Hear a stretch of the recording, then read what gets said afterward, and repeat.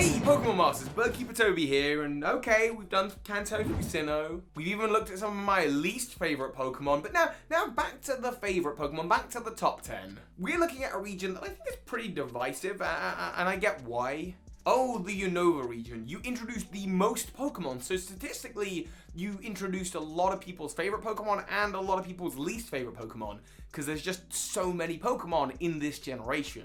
Unova also came at a point in the series history where Pokemon was trying to kind of almost like reboot itself and reimagine itself with a lot of the imagery of the first generation, and that's why you see a lot of Pokemon that are simply parallels to Generation 1 counterparts. Hitmonchan and Hitmonlee are Sulk and Throw. Golem is replaced in this generation with Gigalith. Munna and Drowsy, Tympole and Poliwag. The list does go on, and yet there are some designs in here that are my absolute favourite. Personally, I love a lot of the Generation 5 designs, and I think my picks are a little bit controversial. So you're gonna have to let me know your favourite Unova designs in the comment section, and here we go, my top 10 Unova Pokemon. Starting off with number 10, Tirtouga and Caracosta.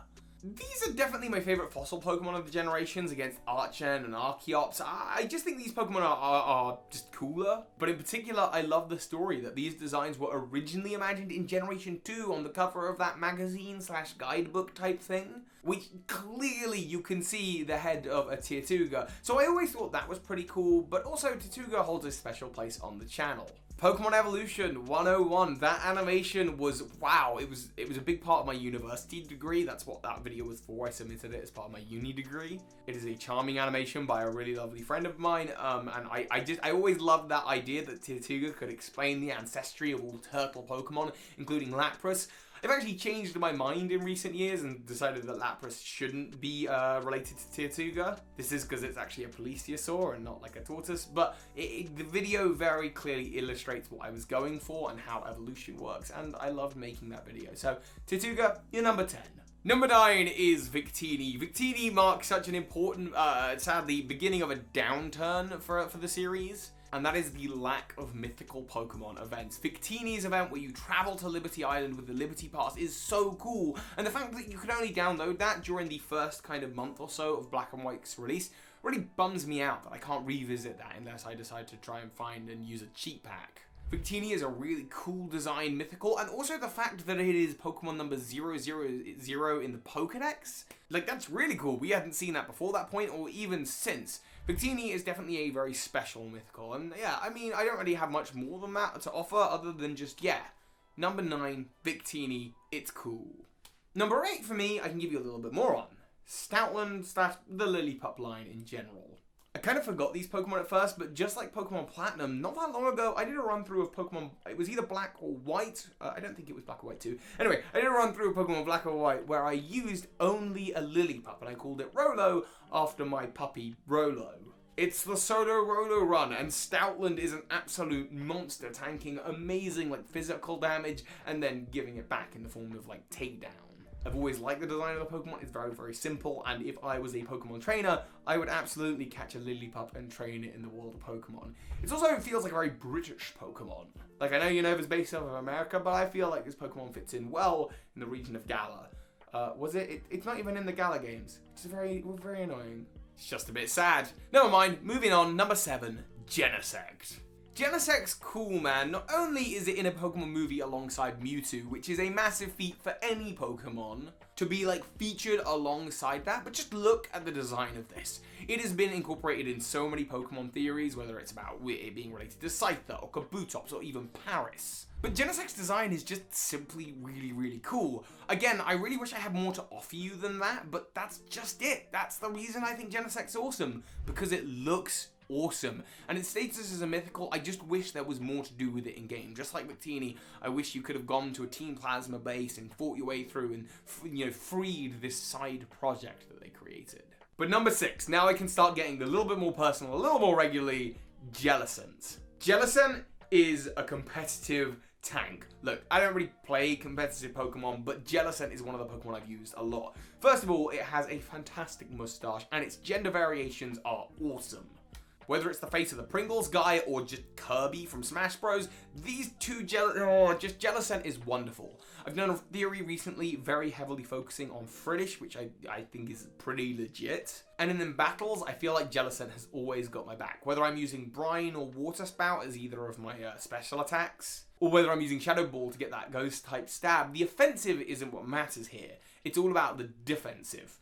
Bulk up its HP, give it a leftovers, and give it the move Recover. And I promise you, unless you're taking a massive special attack hit from an electric type move, Jellicent is just going to tank all of the damage, heal itself back up, burn them with Will-O-Wisp, and just chip away. Jellicent, I absolutely love you. You're one of my favorite Unovan Pokemon, and yeah, I would happily go on another adventure around Unova Black and White 2, and use a Jellicent. Number 5, similar competitive reasons, Crocodile.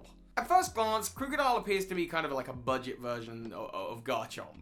Like, you know, it's the ferocious ground monster that you want to be hitting your opponent with, like, Earthquake, for example, and that kind of thing. And Crocodile is nowhere near as strong as Garchomp. But here's what I love about Crocodile. And again, it's so weird for me to get so competitive with a video, but I love its ability Moxie. Moxie just means whenever it wipes out an opponent's Pokemon, it gets an attack boost. So you equip the item Choice Scarf onto it, which means that it moves really, really fast, and you use Crocodile as what's called a Revenge Killer.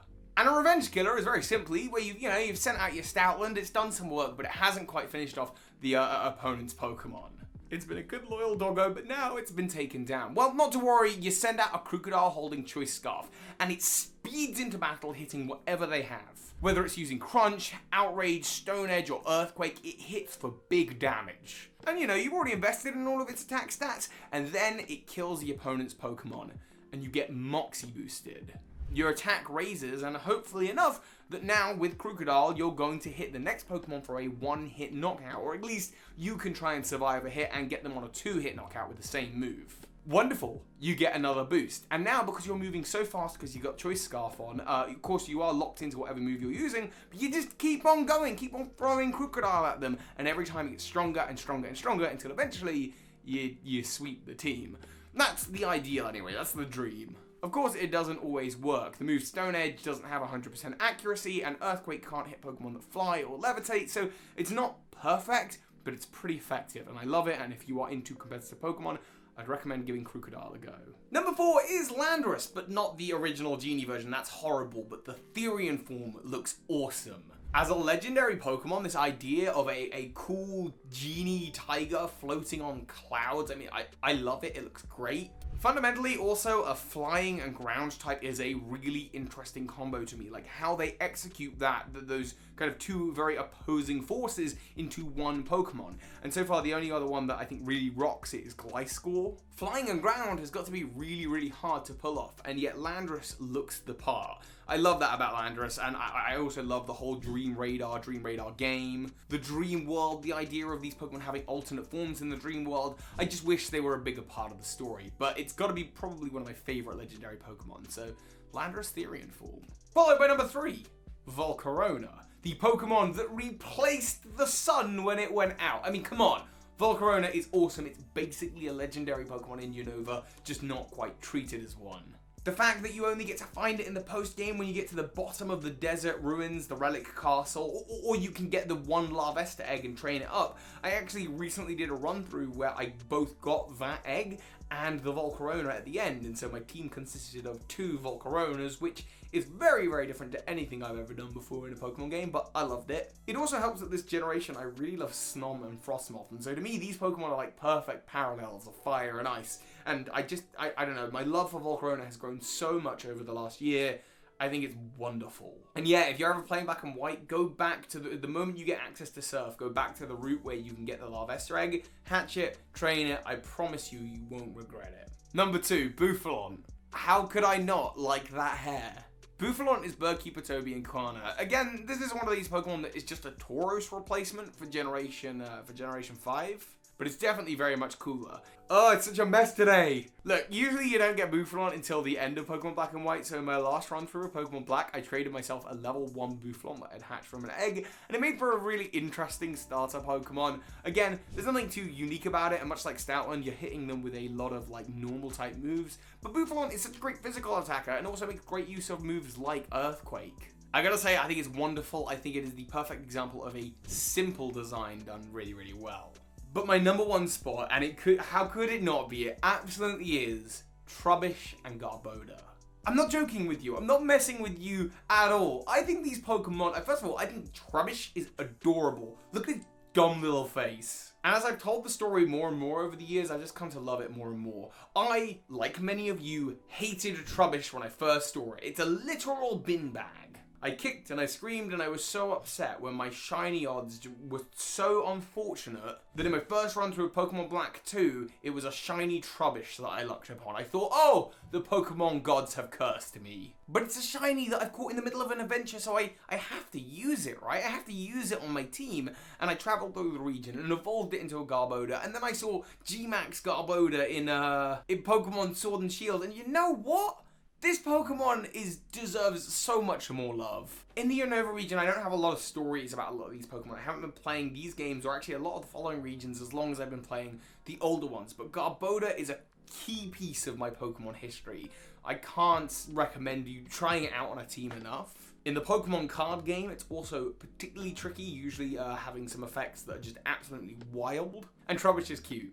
Also, Gigantamax Garbodor has a Pokédoll in it and a toy ship that looks like the SS Anne. So, I don't know what you're all hating on. This Pokemon's great. You should all try it out. But those are obviously just my top 10 favorite Unova Pokemon. I want to hear about yours in the comment section. So do let me know. Leave a comment. What are your favorites? How wrong am I for choosing these 10 and forgetting your favorite Snivy? Which, if I ever do a least favorites Unova video, you know Servine's going to be on there.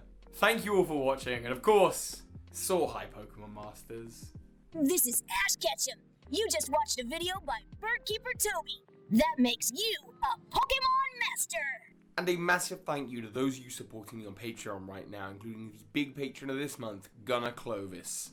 Thank you, heroes.